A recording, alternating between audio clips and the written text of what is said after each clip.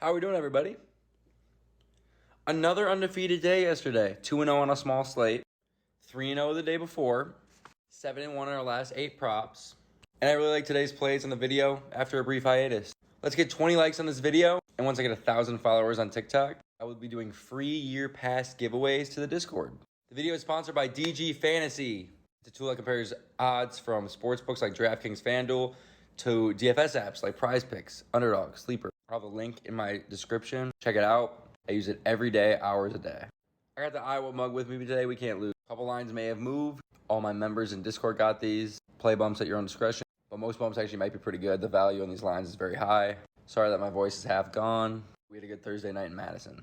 Just an example of what write-ups look like in my Discord as well, if you want to pause.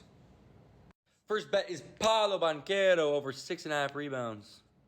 Paolo faces off against the 76ers. This is a system bet.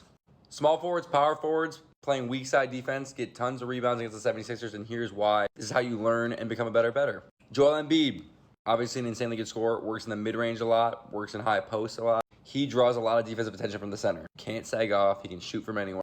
Draws lots of foul trouble, so centers really struggle to rebound. Someone needs to grab the rebounds, and a lot of times it's these power forwards, small forwards on a weak side help.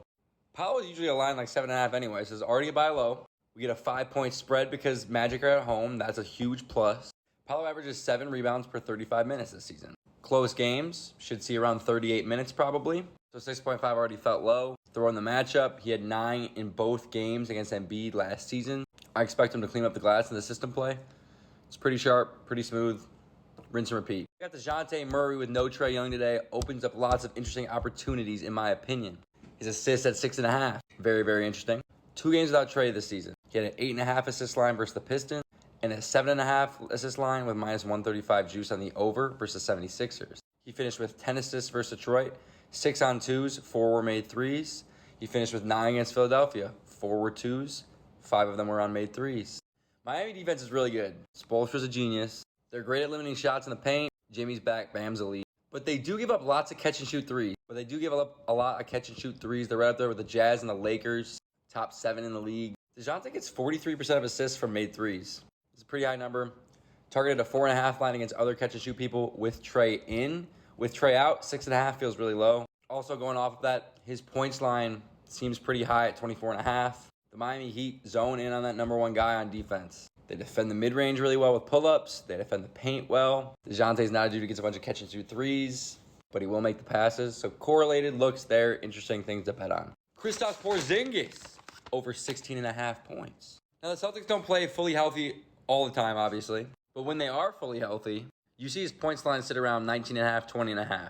He gets the Jokic matchup today. The Nuggets are good defensively, but I don't think Jokic is why. Tatum's probably going to get Aaron Gordon treatment. KCP is going to be on one of the other guys. And Porzingis has seen success in his latest matchups with Jokic. But with all 5 starters on the floor, all 4 other guys other than KP take pretty big dips in field goal attempts and points scored per 36 minutes. Kristaps Porzingis sees an uptick in points. He averages the most, 24.45 per 36 minutes. We're probably not going to see 36 minutes, but we should see 32, 33, 34. A ridiculously low line here.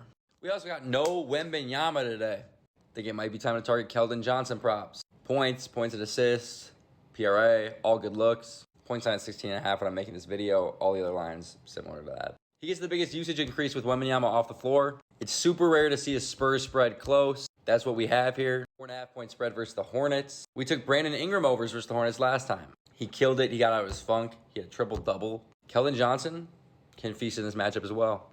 His points line without Wemby earlier in the season has been 18.5, 19.5. I know he's coming off the bench, but the last few lines have been off the bench as well. And he gets pretty good usage off the bench, so I don't hate that either. He gets a 3.6% usage increase with Wemby off the floor, the highest on the team. He takes 2 more field goals per 36 minutes, and he averages 22 points, 4 assists with Wemby off the floor per 36. To go over his lines, he would only need 25 minutes. I think in a close game here, we could get low 30s minutes.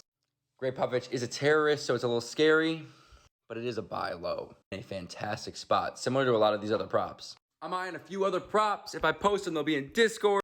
Back-to-back sweeps. Can we make it 3 in a row? Yeah. Follow me on those socials. Make me rich. Let's get rich together. I love sports betting. Peace.